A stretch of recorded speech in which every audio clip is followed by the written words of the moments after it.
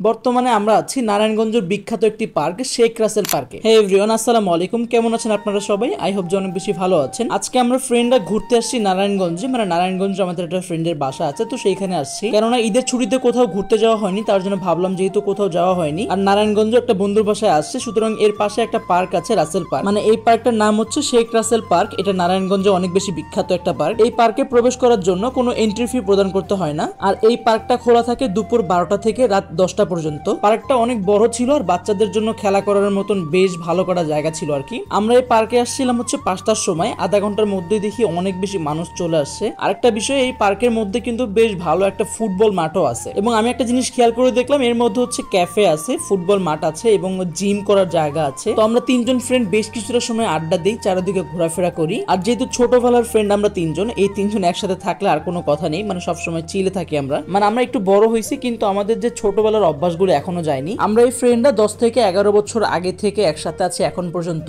আমরা ঠিকই বড় হয়েছি কিন্তু ছোটবেলার যে অভ্যাসগুলো আমাদের মাঝে ছিল সেই অভ্যাসগুলো এখন পর্যন্ত যায়নি। মানে আমরা ফ্রেন্ডরা একসাথে হইলে মারামারি থেকে শুরু করে যত রকম ফাইজলামি আছে সবকিছুই করা শুরু করে দিই। আমরা একত্রিত হলে এই জিনিসটা ভুলে যাই যে আমরা বড় হয়ে গেছি। এই পার্কের লোকেশনটা হচ্ছে নারায়ণগঞ্জ চাষারা থেকে একটু সামনের দিকে আর কি। আমিও সেরকম ভাবে চিনি না, গুগল ম্যাপে যতটুকু দেখতে পারলাম সেইভাবে লোকেশনটা আপনাদেরকে বললাম। 6টার মধ্যেই দেখি যে এই পার্কের সামনে মানুষজন দিয়ে পুরো ভরে গেছে। আরেকটা বিষয় লক্ষ্য করলাম যে এই পার্কের মধ্যে যে খালটা আছে চারপাশে মাছ ধরতেছে বসে দিয়ে, তো এই বিষয়টা আসলে দেখতে অনেক বেশি ভালো লাগলো। আর এই পার্কটা লম্বায় অনেক বড়, 2 ভাগে বিভক্ত, মানে রাস্তার এপার এবং ওপার থেকে শুরু করে আরো বেশ কিছু জায়গা আছে। আমরা ওই জায়গা পর্যন্ত যেতে পারিনি কারণ আমাদের সময় ছিল না, ওইখানে যেতে হলে আমাদের অনেকটা পথ ঘুরে যেতে হতো। রাসেল পার্ক ঘোরা শেষ করে আমরা চলে যাই হচ্ছে নারায়ণগঞ্জ রেল স্টেশনে। এটা অনেক বেশি পুরনো একটা রেল স্টেশন এবং লাস্ট স্টেশন হচ্ছে এটা, মানে এখানে এসে ট্রেন ঘুরে যায়, এরপর আর ট্রেন কোথাও যায় না। আর রেল স্টেশনের পাশে ছিল হচ্ছে নারায়ণগঞ্জ বন্দর। আমরা স্টেশনও বেশ কিছু সময় বসে থাকি ট্রেনের অপেক্ষায়, কিন্তু ট্রেন আর আসলো না। তারপর আমরা চলে আসি বন্দরে। এখানে এসে দেখি যে ফেরি এবং ছোট কিছু জাহাজ দেখতে পাচ্ছিলাম, মালবাহী জাহাজগুলো কিন্তু দেখতে অনেক ছোট ছিল আর কি। এবং নদীর পাড়ে দেখতে পেলাম যে আকিস সিমেন্টের ফ্যাক্টরি এবং বেশ কিছু ফ্যাক্টরি দেখতে পারলাম। এইখানটা তো আমরা বেশ কিছু সময়টা ধরে ঘোরাফেরা করি। ঘোরাফেরা শেষ করে যখন বাসার উদ্দেশ্যে রওনা হচ্ছিলাম তখন দেখতে পেলাম যে রাস্তার পাশে বেশ কিছু পরিত্যক্ত ছোট ছোট ফেরি পড়ে আছে, মানে মাছ ধরা ফেরি হতে পারে এগুলো। লাস্ট জায়গা হচ্ছে আমাদের নারায়ণগঞ্জের শহীদ মিনার। এখানেও আমরা বেশ কিছুটা সময় আড্ডা দিই তিনজন মিলে। আপনারা যদি চাষারা আসেন সেই ক্ষেত্রে